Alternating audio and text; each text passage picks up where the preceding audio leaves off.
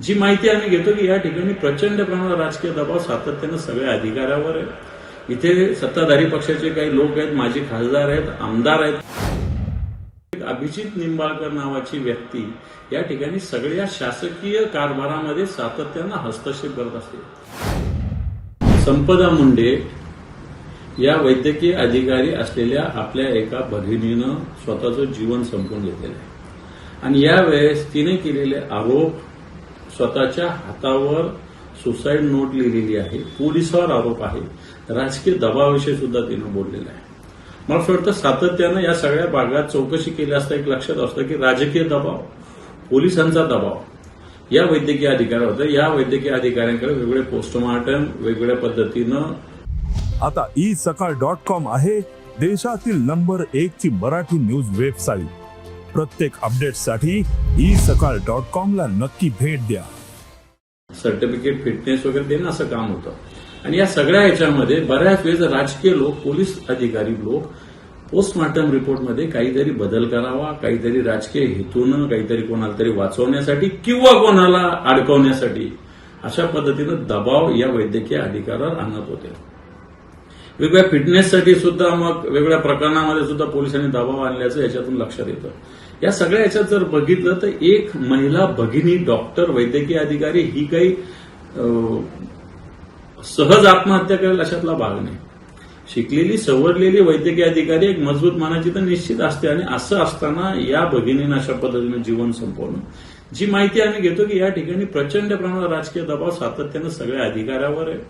इथे सत्ताधारी पक्षाचे काही लोक आहेत, माजी खासदार आहेत, आमदार आहेत, कोण सचिन कांबळे नावाचे आमदार आहेत, ही सगळी मंडळी आणि सगळ्यात महत्वाचं एक अभिजित निंबाळकर नावाची व्यक्ती या ठिकाणी सगळ्या शासकीय कारभारामध्ये सातत्यानं हस्तक्षेप करत असते.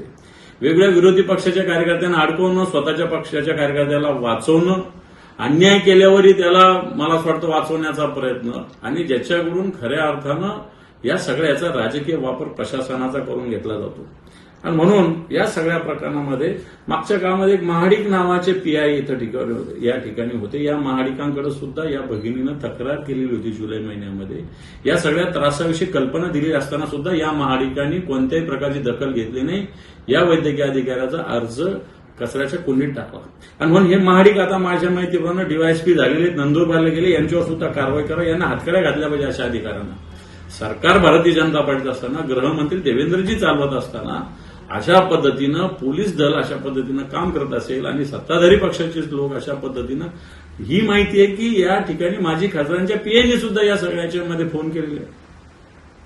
आणि म्हणून हा जो जीव गेलेला आहे हा या व्यवस्थेने घेतलेला जीव आहे, प्रशासकीय व्यवस्थेने घेतलेला जीव आहे, पोलिसांनी घेतलेला जीव आहे आणि सत्ताधारी पक्षाच्या बरबटलेल्या राजकारणी घेतलेला जीव आहे.